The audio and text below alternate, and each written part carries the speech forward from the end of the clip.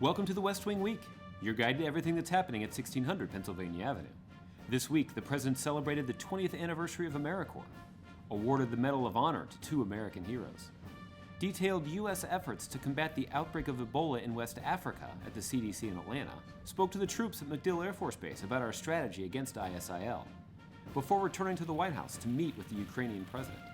That's September 12th to September 19th, or you guys aren't usually this quiet, are you? Everybody's being all quiet. You guys aren't usually this quiet, are you? Are you really? No. On Friday, the President was joined at the White House by President Clinton to celebrate the 20th anniversary of AmeriCorps. To date, 900,000 Americans have volunteered to serve in AmeriCorps, including the First Lady. So the Obama household was on board with AmeriCorps from the start. And for those of you who know my story, starting off as a community organizer, I would not be standing here if it were not for service to others and the purpose that service gave my own life. That evening, the President traveled to Fort McHenry in Baltimore to see the original manuscript of the Star-Spangled Banner on the occasion of the 200th anniversary of its penning by Francis Scott Key. Over the weekend, Dr. Biden led a presidential delegation to the Invictus Games in London, an international sporting event for injured service members and veterans. These games really show the spirit of the military and how they persevere and their resilience. Competing is part of my life, and when I got injured, I wanted to get back competing as quick as I could. So once you're on the track, you're just riding, and just one step in front of the other, and just go as fast as you can, as hard as you can, which is kind of like recovery. Sometimes you get down, it's like, man, look what happened to me. But with sports, and adaptive sports, it just clears your mind and makes you forget about whatever happened to you and enjoy life and enjoy what you're doing. While there, Dr. Biden commemorated the centennial start of the First World War by participating in the art installation Blood-Swept Lands and Seas of Red at the Tower of London. On Monday, the President awarded the Medal of Honor, the nation's highest military distinction, to 2 veterans of the Vietnam War, Command Sergeant Major Benny Atkins and Specialist 4 Donald Sloat. Normally, this medal must be awarded within a few years of the action. But sometimes even the most extraordinary stories can get lost in the fog of war or the passage of time.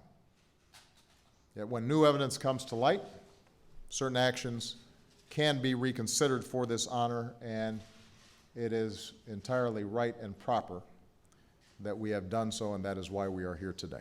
The President then welcomed the co-champions of the 2014 Scripps National Spelling Bee and their families to the Oval Office, where he's able to chat and even learn a new word or two. He misspelled Corpruder and I misspelled Antigropolis. Antigropolis? Antigropolis. A-N-T-A-G-R-O-P-O-L-I-S. Not way off. But it sounds not bad. It sounds plausible. Yeah, it's like the Greek root for like mud, so it's like mud boots. Excellent. And what was your word again? Corpruder. Corpruder? What Yep. is a corpruder? It is a friend or a close comrade. All right. I'm not even going to try to spell that one. Corpruder. Meanwhile, in Switzerland, Dr. Biden toured Bueller, a company whose global apprenticeship program includes positions in the United States and is similar to job training programs the Obama administration is committed to replicate and expand here in the States to ensure that American workers have the skills they need to succeed in the global economy. There, we did it. Can I have a job here? On Tuesday, the President traveled to Atlanta, where he was briefed by public health experts at the Centers for Disease Control on the Ebola outbreak in Africa. After meeting with doctors and healthcare professionals from Emory University, President Obama outlined Operation United Assistance, the wide-scale U.S. mission to combat the epidemic in Africa. Right now, the world has the responsibility to act, to step up, and to do more. The United States of America intends to do more, to not just save the lives of families like the one I just discussed, but ultimately to make sure that this doesn't have the kinds of spillover effects that become even more difficult to control. On Wednesday, the President headed to MacDill Air Force Base in Tampa, Florida, to visit U.S. Central Command and spoke to service members about the fight against ISIL. Now, going forward, as I announced last week, we're going to degrade and ultimately destroy ISIL through a comprehensive and sustained counterterrorism strategy. And whether in Iraq or in Syria, these terrorists will learn the same thing that the leaders of al-Qaeda already know. We mean what we say. Our reach is long. If you threaten America, you will find no safe haven. We will find you eventually. Before departing the base, the president stopped by General Clarence Tinker Elementary School to say hello to students and teachers. My mom and dad picked a channel that had you on TV. Was I on TV? Yeah. Really? I saw you on TV. You did?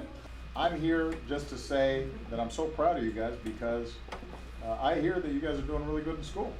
That evening, the president returned to Washington and hosted the 2014 congressional picnic on the south lawn of the White House. Hey, give me a high five. That's what I'm talking about. That's a good handshake.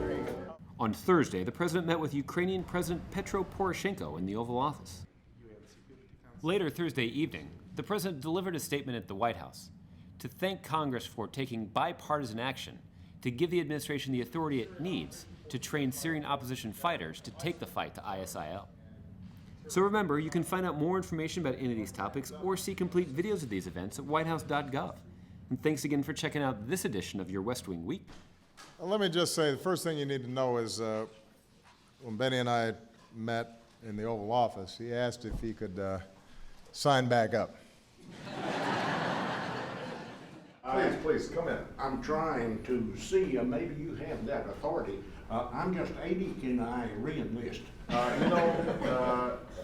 You look like you could parachute back in someplace, but I think you've done your time. I think you deserve a break. How are you?